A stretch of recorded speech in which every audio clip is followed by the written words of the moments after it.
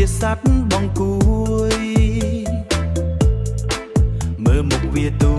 យអារាមចូលចិត្តស៊ីចាហួយអារោតចូលចិត្តស៊ីបង្គួយ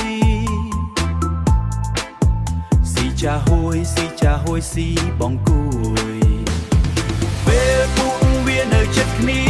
ចូលចិត្តជែកគ្នាលេ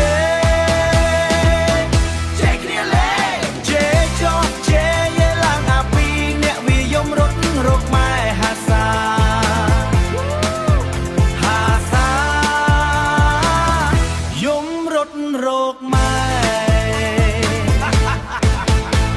អារាមអារោតមើលមុខវាទៅដូចជាសត្វបង្គួ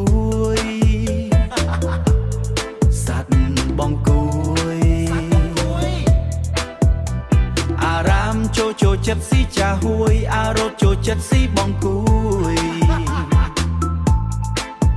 ស៊ីចាហួយស៊ីបង្គួយ